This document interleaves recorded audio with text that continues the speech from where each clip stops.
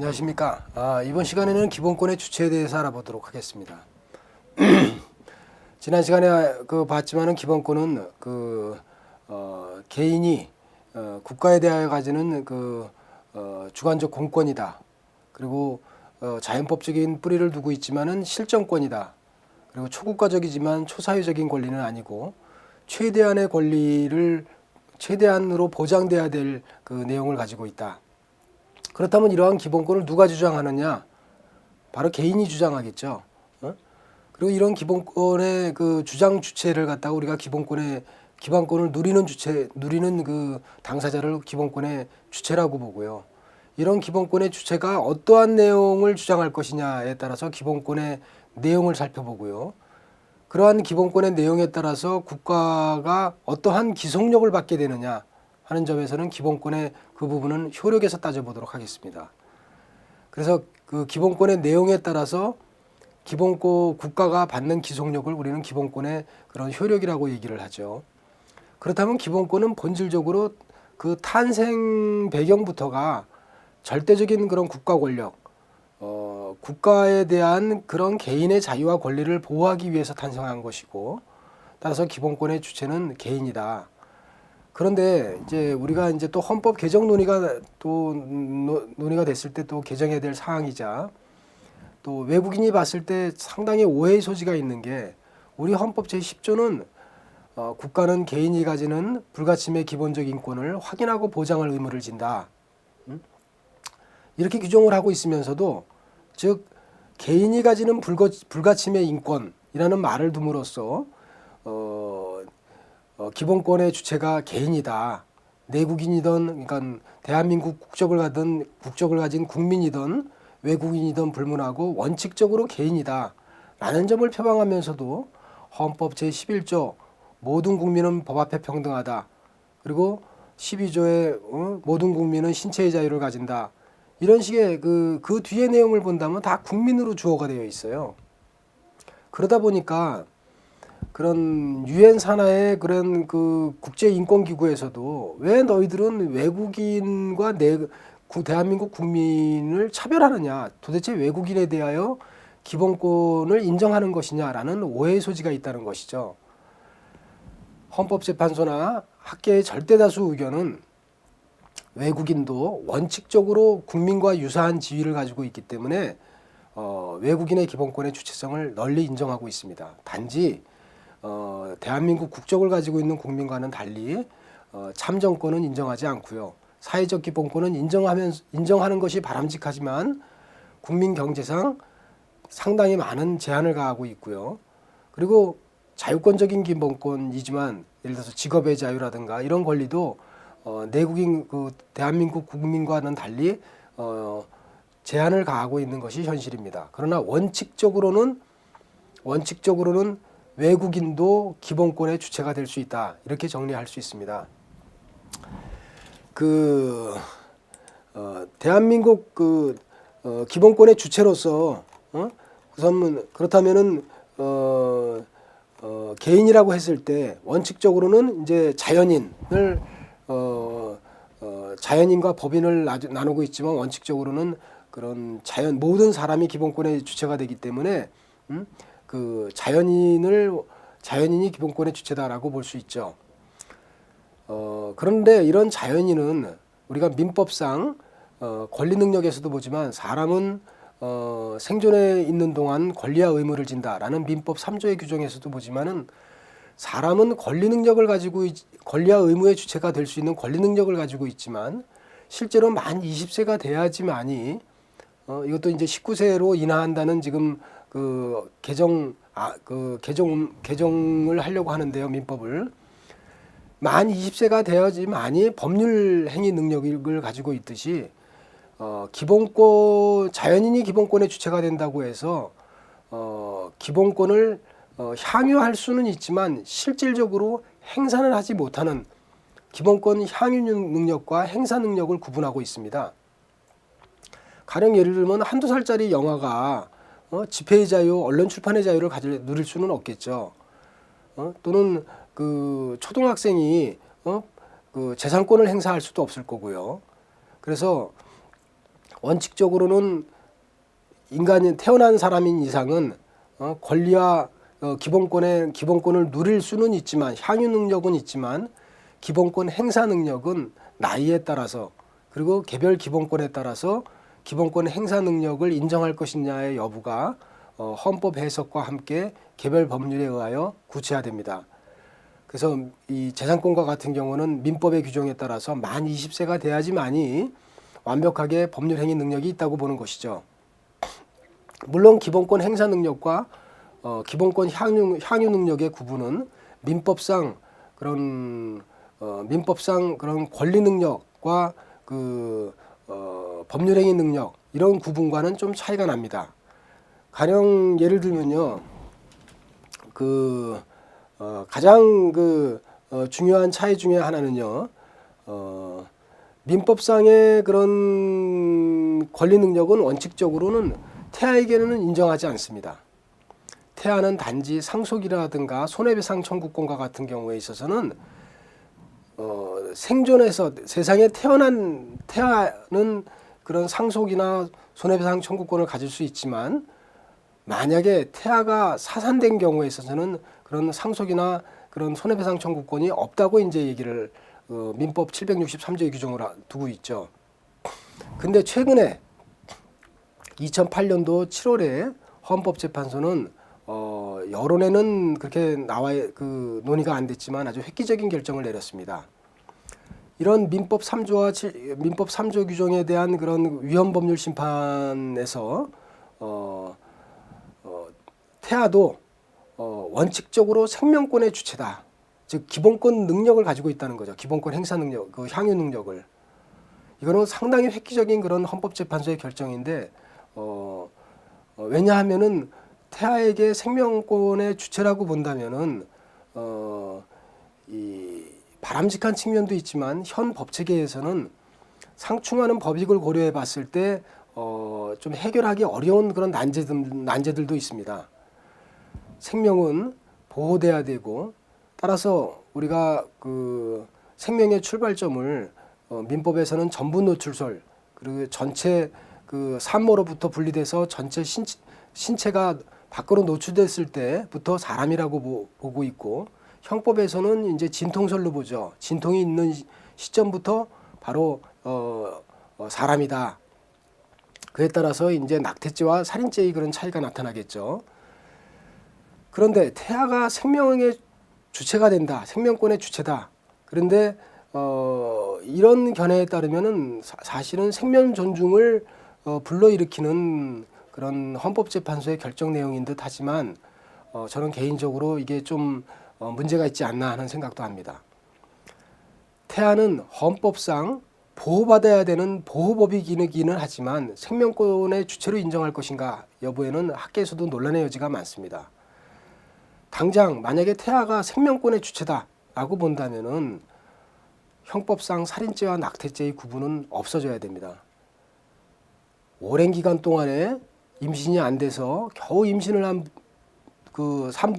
인부가 잘못해서 넘어져서 만약에 다쳤다 하더라도 그래서 유산이 됐다면은 그 인부에는 실질적으로 만약에 태아가 생명권의 주체라고 하면은 생명은 절대성과 등가성을 즉 생명과 생명은 동등한 가치를 가지고 있으며 생명은 절대적인 것이고 헌법재판소가 얘기하듯이 생명은 모든 기본권의 출발점이고 생명권은 기본권 중의 기본권입니다. 생명권이 인정되지 않고는 다른 기본권 보장은 불필요한 것이죠. 그런데 그렇다고 해서 태아의 생명권을 인정한다면은 사실은 낙태죄는 다 살인죄로 포섭이 돼야 됩니다. 모자보건법상 낙태의 사유로서 범죄의 결과라든가 또는 유전적인 문제가 있는 경우에 일정한 기간 내에 낙태를 허용하고 있습니다.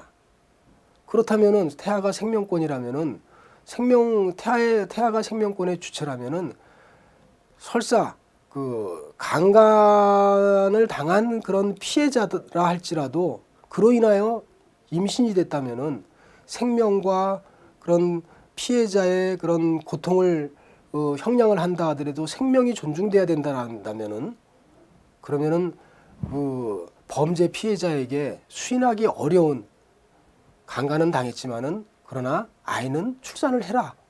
그리고 네가 키워라.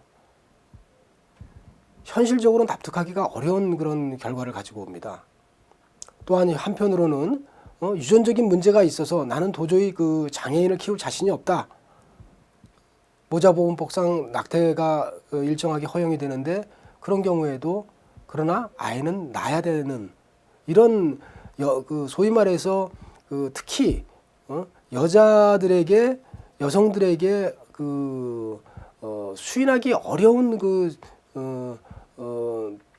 그런 결과를 야기할 수 있다는 것이죠.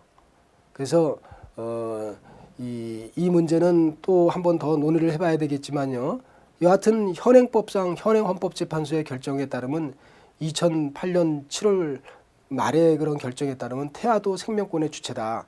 그러나 학자의 견해에 따라서는 태아는 헌법상 보호받아야 될 법이긴 하지만 생명권의 주체가 아니고 따라서 일정한 기간 동안에는 예외적인 사유로서 낙태가 일정하게 허용돼야 된다라는 견해도 있다는 점을 말씀드립니다. 우리가 그 기본권 능력, 즉 아까 말씀드렸지만 기본권 향유 능력과 기본권 행사 능력을 구분을 했지요. 그런데 이것을 기본권 행사 능력을 굉장히 엄격하게 잡는다면은 실질적으로 그 청소년의 기본권이 원천적으로 봉쇄되는, 즉 기본권 행사 능력으로 인하여 기본권이 원천적으로 봉쇄되는 그런 결과를 가져오기 때문에 굉장히 조심스럽게 접근해야 됩니다.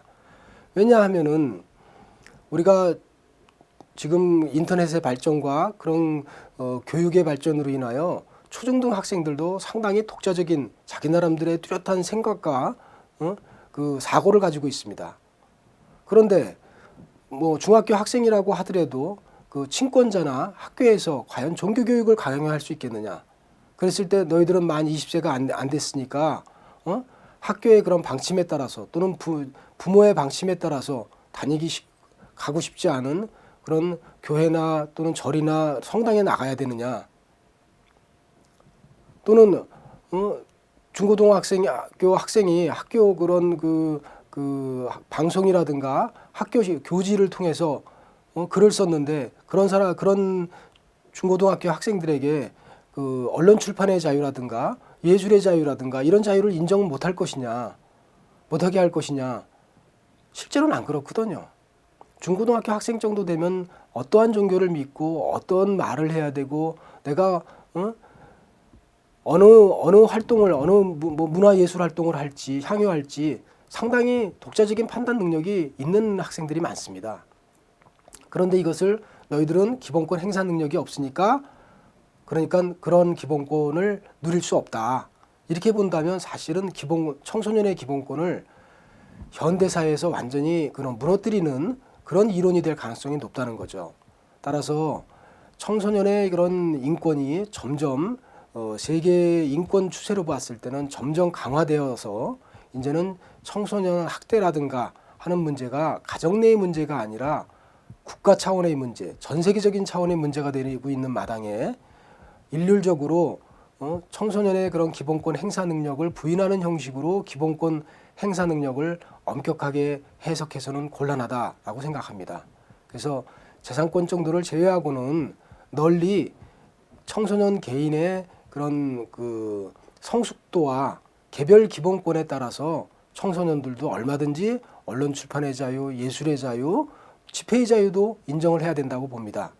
물론 일반 성인보다는 제한의 그런 그 폭이나 사유가 좀 더 넓을 수는 있겠죠. 자연인의 기본권 중에서는요, 기본권 행사 능력을 인정한다 하더라도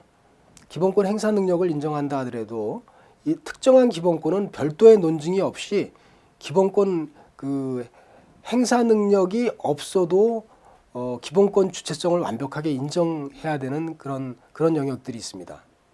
가령 예를 들면요, 어린아이라고 하더라도 인간의 존엄과 가치는 인정돼야 됩니다. 또한 신체의 그런 불가훼손성, 생명권, 이런 인간의 실존과 관련된 기본권 등은 완벽하게 인정을 해야 된다고 봅니다. 따라서 국가나 뿐만 아니라 부모로부터도 그 생명이나 신체의 불가훼손성을 침해하는 이러한 그 조치로부터 기본권을 누릴 수 있다고 그 파악을 해야 된다는 것이죠. 다른 한편으로 그 헌법과 법률이 정하는 바에 따라서 기본권 행사 능력을 명시한 바가 있습니다. 예를 들어서 대통령 선거는 우리 헌법 67조 4항에서 40세로 명시를 하고 있고요. 이에 비해서 그 선거권과 같은 경우에는 그런 공직선거법상 만 19세 또는 국회의원 선거, 국회의원 피선거권, 지방자치단체의 그 지방자치단체 의회 의원이나 장의 피선거권은 만 25세 이런 식으로 또 대법원장 정년은 70세, 일반 판사의 정년을 63세 이렇게 정하는 것은 일반 법률에서 기본권 행사 능력을 명시한 사례라고 볼 수 있습니다.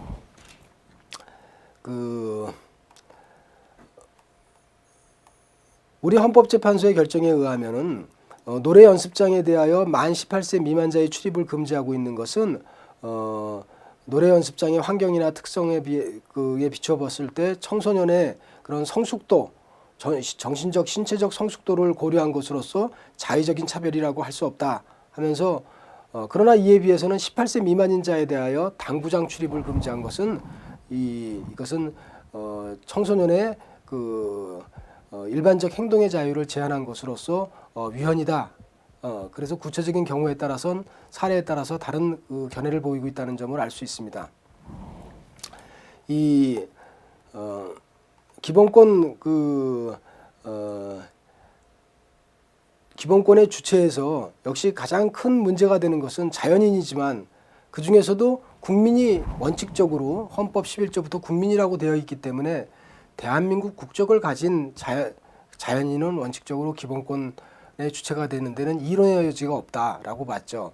그러나 헌법 11조에서 국민이라고 되어 있지만 우리 헌법 10조는 인간이 가지는 불가침의 기본적 인권을 확인하고 보장할 의무를 진다. 국가가 이런 경우에서도 이런 점에서도 보지만 원칙적으로 외국인도 기본권의 성질, 국민의 그런 국민과 유사한 지위에 있기 때문에 기본권의 성질상 외국인에게도 적용될 수 있는 기본권이라면 널리 그 기본권의 주체성을 인정한다라는 게 다수 의견이자 헌법재판소의 그런 견해라고 봤습니다.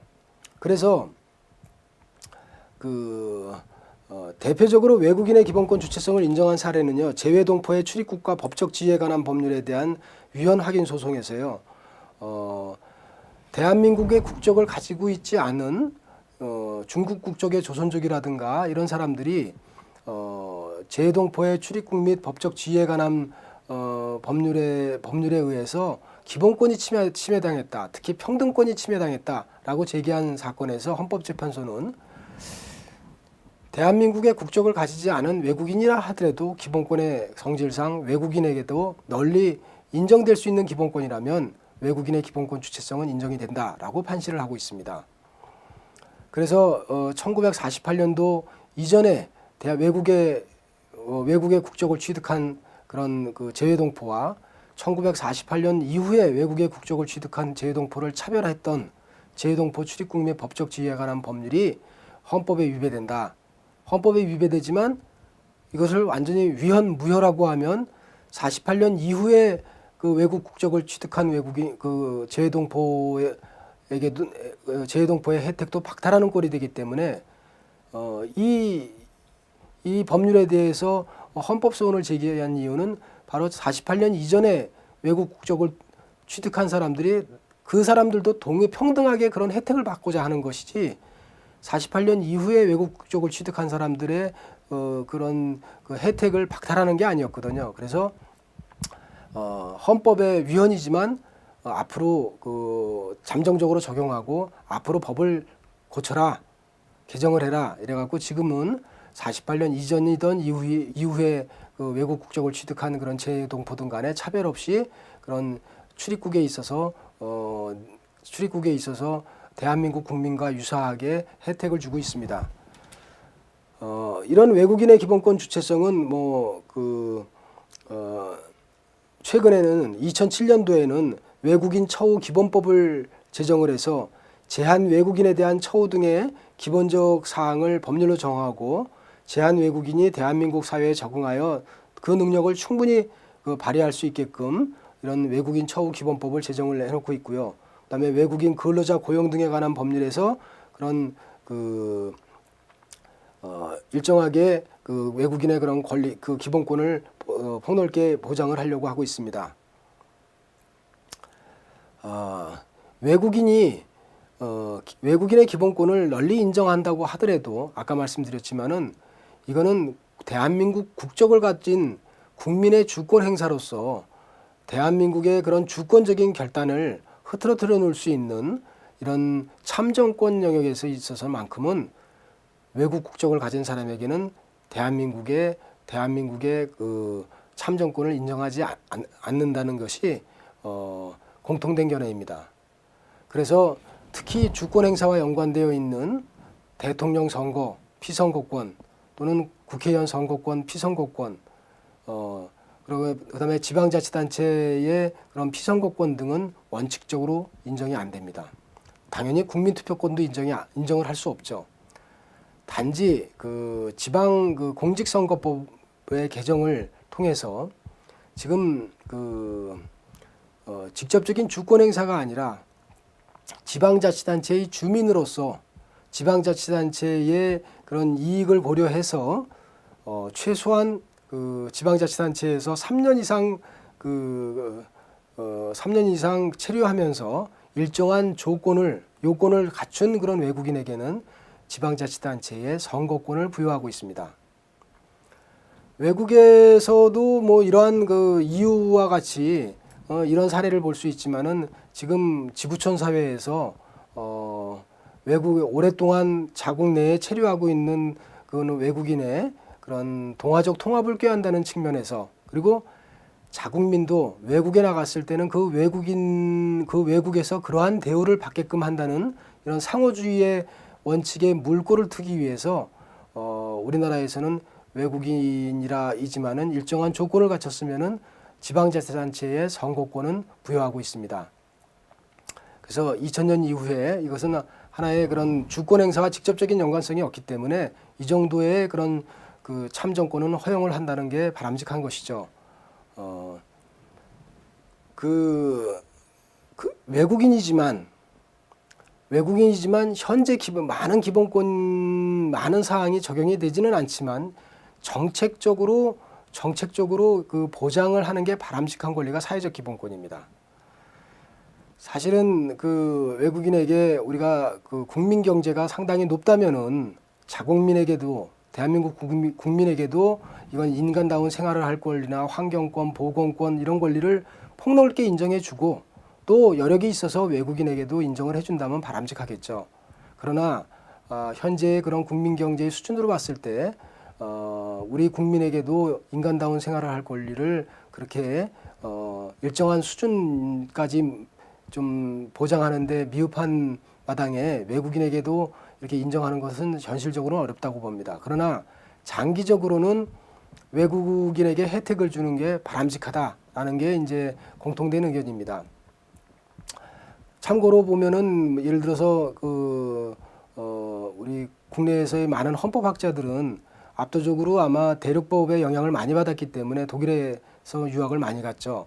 제가 놀랬던 사안 중에 하나가 독일에서는 외국인이라 하더라도 학비를 받지 않았거든요. 지금도 박사과정, 석박사과정 학생들에는 학비를 받지 않습니다. 또한 거기에서 아이가 태어났다 그러면은 90년대 후반까지만 하더라도 그 독일 사람과 똑같이 그 어린아이에게 그런 보조금을 지급하고 그다음에 그 분만 비용을 보조해주고 하는 각종 혜택을 부여하고 있습니다. 그런 점에서는 이 외국인의 사회적 기본권을 우리 국민 경제보다는 상당히 높은 데다가 2차 대전에 양차 대전에 그런 책임을 지는 그런 그 독일 정책에 상당히 좀 긍정적인 그런 모습을 볼 수가 있는 것이죠. 그래서 외국인에게 그러면 모든 기본권이 똑같이 적용이 되느냐? 그거는 아닙니다. 물론 그 양심의 자유, 종교의 자유, 이런 권리 등은 외국인도 뭐 거의 동일하게 인정이 되기는 하지만요. 예를 들어서 재산권과 같은 경우는 외국인 토지재산법, 토지소유법 같은 경우를 두고 일정하게 외국인의 토지 소유를 제한한다든가, 직업의 자유도 마찬가지죠. 우리가 그 국내 지금 실업률이 지금 늘어나고 있는 그 형편에서 외국인에게 그런 외국인이 모두 다 들어와서 국내에서 직업을 선택하고 행사할 권리를 준다면은 국민이 상당한 그런 피해를 볼 수 있기 때문에 외국인에게는 그런 고용 허가를 정책을 두어서 일정하게 허가를 받은 외국인에게만 그런 그 직업의 자유를 부여하고 있고, 직업의 자유를 그 인정을 해서 일정하게 일을 하고 있는 이상은 외국인도 자국민과 마찬가지로 평등한 근로 조건을 누릴 권리는 인정하고 있습니다. 그래서 직업의 자유에 대한 제한도 있지만 직업의 자유를 인정한다면, 인정하고 있는 그런, 즉 일을 하고 있는 외국인에게는 내국인과 평등한 근로 조건을 누릴 권리가 인정이 된다. 또한 국내로 여행할 권리는 외국인이라고 다 인정이 되지 않습니다. 출입국 관리법에 따라서 대한민국 국익에 반하는 외국인은 국내 입국을 거절할 수도 있고요. 단 입국을 한 외국인에게 있어서는 출국의 자유가 보장돼야 되겠죠. 그래서 우리가 기본권의 성질상 이런 신체의 자유나 종교의 자유, 양심의 자유와 같은 경우는 거의 내국인과 동일한 그런 기본권의 주체성을 인정하지만, 자유권이라고 해서 외국인이 대한민국 국민과 똑같은 권리를 누리는 것은 아니다. 단 전 세계적인 추세로 봤을 때는 이런 자국민과 외국인, 그러니까 대한민국 국민과 외국인의 그런 비합리적인 차별은 점점 국제 인권 규약이라든가 하는 수준에서 봤을 때 그 지금 철폐되어 가고 있는 그런 상황이라고 볼 수가 있습니다. 자, 그래서 기본권의 성질에 따라서 외국인에게도 인정이 되지만, 또 하나의 기본권의 주체에서의 문제는 아까 말씀드렸던 자연인은 기본권의 주체가 되죠. 그러나 권리와 의무의 주체가 되는 것은 우리가 민법에서도 보지만 자연인뿐만 아니라 법인도 권리와 의무의 주체가 됩니다. 그렇다면은 소위 그 국가에 의하여 국가에서 뭐 그것을 허가를 받던 또는 등록을 하든 간에 이 일정한 법인도 기본권의 주체가 될 수 있느냐 하는 점에 있어서는 기본권 관에 따라서 논란의 여지는 있지만, 오늘날 이런 기본권 간의 차이를 불문하고, 예를 들어서 기본권을 초국가적인 자연권으로 보는 결단주의는 법인의 기본권 주체성을 부인하는 입장이고요. 이에 비해서 법실중주의와 같은 경우에는 법규범에 의해서 권리와 의무의 주체가 될 수 있다면 얼마든지 인정할 수 있다, 이런 입장이기 때문에 이런 기본권 관에 따른 차이는 있지만, 오늘날 이런 기본권 관을 떠나서 법인도 독자적인 조직이 있고 법인에 소속된 개인의 권리와는 달리 법인 자체도 기본권의 성질상 주체가 될 수 있다면 널리 기본권의 주체성을 인정하는 게 궁극적으로는 개인의 기본권 보장에도 바람직하다. 그리고 이런 차원에서 법인의 기본권 주체성을 기본권 성질에 따라서 널리 인정하려고 하는 견해가 있습니다. 헌법재판소도 법인의 기본권 주체성을 원칙적으로 인정을 합니다. 단지 그 기본권의 성질에 따라서 법인에게는 인정할 수 없는 기본권 등이 있죠. 이것도 개별 기본권에 따라 다른데요. 예를 들어서 신체의 자유, 이런 기본권은 인간의 그런 고유한 본질적인 특성에서부터 나오는 권리이기 때문에 법인이 신체의 자유를 가질 수는 없죠. 단지 법인도 그런 특정한 주소를 가지고 있기 때문에 이런 거주 이전의 자유의 주체는 될 수 있고요. 법인도 예를 들어서 그러면 환경권의 주체가 될 수 있느냐 하는 점에 있어서는 또 이거는 학설상 논란의 여지가 있습니다. 행복추구권 중에서도 법인이 과연 명예라고 하는 그런 명예권의 주체가 되느냐 하는 데 있어서는 그건 인간에게 고유한 권리이기 때문에 주체가 될 수 없다는 견해도 있고, 법인은 단지 그 직업의 자유라든가 하는 그런 권리 자유의 주체는 될 수 있지만은 경우에 따라서는 그 법인도 일정하게 사회적으로 받는 그런 그 지위가 있기 때문에 명예권도 주체가 될 수 있다라고 보는 견해도 있습니다. 그래서 개별 기본권에 따라서는 인간에게 본질적인 그런 기본권, 예를 들어서 신앙의 자유라든지 신체의 불가훼손성이라든가 신체의 자유라든가 이런 기본권들과 양심의 자유, 특히 이런 거는 법인의 기본권 주체성은 부인하지만 다른 기본권에는 일정하게 논란의 여지가 있고, 뭐 종교의 자유 중에서도 신앙의 자유가 아니라 뭐 포교의 자유라든가 예를 들어서 종교 그 법인의 그런 포교의 자유라든가 하는 것은 이거는 법인도 얼마든지 주체가 될 수 있죠. 집회의 자유도 법인 또는 단체의 이름으로 집회를 개최하고 주최할 수 있습니다. 그래서 이 법인의 기본권 주체성을 인정하는 견해는 다수 의견인데, 여기서 또 하나의 논란의 여지는 어디냐? 이게 헌법상 법인이 과연 민법상의 법인 개념과 똑같아야 되느냐 하는 점에 있어서는, 민법상의 법인처럼 특정 법인에 대해서 뭐 등록을 한다든지 또는 비영리 재단법인처럼 허가를 받아야 된다든지 이렇게 갖고 법인격을 취득하는 절차를 밟지 않았어도 일정하게 개인과 독립된 조직을 갖추고 있고 그 조직의 독자성이 인정이 되고 그런 법인이 사적인 자율성에 입각해서 구성이 됐다면 법인격을 아직 취득하지 않아도 그런 단체의 그런 기본권의 주체성을 인정하자라는 게 지배적인 견해입니다. 예를 들면요, 등록하지 않은 노동조합, 아직 법인은 법인격을 취득하지 않았지만은 노동조합도 기본권의 주체가 될 수 있고요. 대표적으로 정당과 같은 경우에는 그 법인격이 없는 사단인데요, 사적인 단체인데 이런 정당도 헌법 소원이라든가 하는 그런 것을 통해서 정당의 그런 정당 설립의 자유라든가 활동의 자유의 주체가 될 수 있습니다. 그래서 민법상의 협소한 법인 개념이 아니라 넓은 의미의 독자적인 조직이 있고 사적인 자율성에 의하여 만들어졌고, 그리고 그 조직의 독립성이 인정이 된다면 법인격을 취득하지 않아도 널리 그 법인 기본권의 주체가 될 수 있다. 이렇게 정리를 하시면 되겠습니다. 특히나 뭐 국내의 그런 사법인과 같은 경우에가 기본권의 주체가 된다는 점에서는 이론의 여지가 없죠. 자, 쟁점 중에 하나는 공법인이 기본권의 주체가 될 수 있느냐 하는 점입니다.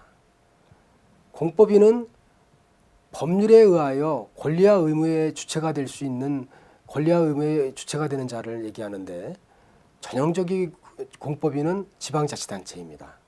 시, 도, 이런 군과 같은 경우죠. 그러면 이런 공법인은 원칙적으로는 기본권의 주체가 될 수 없다고 봅니다. 헌법재판소도 여러 결정을 내려서 공법인, 국가나 또는 국가기관, 공법인은 기본권을 향유하는 주체가 아니라 개인의 기본권을 확인하고 보장할 의무를 지는 자다. 즉 기본권 향유제가 아니라 기본권 수범자라고 얘기를 합니다. 기본권을 확인하고 보장할 의무를 지는 자이지, 공법인이 기본권의 주체가 된다면 기본권이라는 것은 누구를 위해서 존재하는 거냐 하면 개인을 위해서 존재하는 것이거든요. 그런데 공법인이 기본권의 주체가 된다면 기본권의 본질에 어긋나는 것이죠. 공법인은 개인의 기본권을 보장하기 위한 수단이기 때문에 기본권 수범자이지 따라서 기본권 주체가 될 수 없다, 이렇게 봅니다.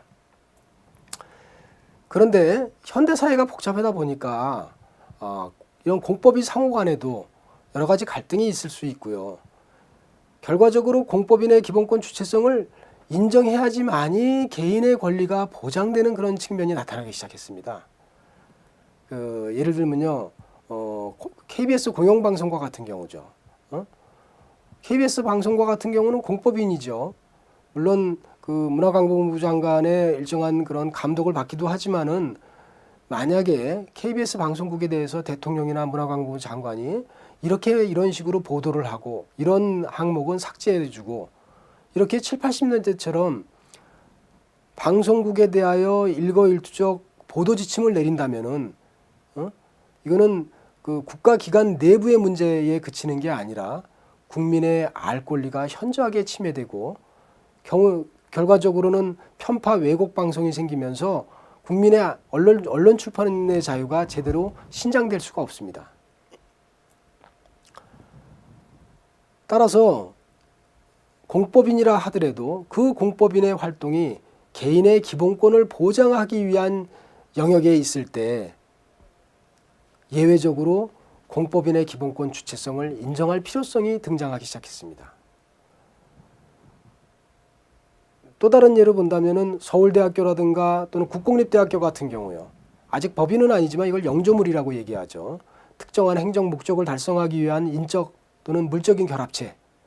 이런 영조물의 기본권 주체성을 부인하게 된다면은 어떤 문제가 생기느냐 하면 교육부 장관이나 대통령이 자, 이번에 교재는 이런 걸 사용하고 어디서부터 어디까지 강의할 것이며 강의 내용은 어때야 된다는 것을 통제하기 시작한다면은 건강한 그런 학문의 자유, 교육을 받을 권리가 나타날 수가 없습니다. 그래서 이런 KBS 방송국이나 국공립대학처럼 개인의 기본권을 보장하기 위한 영역에서 활동하는 그런 공법인에게 대해서는 예외적으로 기본권의 주체성을 인정하려고 하고 있습니다.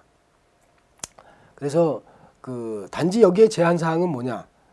그러한 공법인은 개인에 대하여 기본권을 주장하는 게 아니라 만약에 개인에 대하여 기본권을 주장하면 본래의 기본권 주체인 개인의 기본권을 보호하기 위한 그런 공법인의 활동이 개인의 기본권을 제한하는 혁으로 나타나니까요.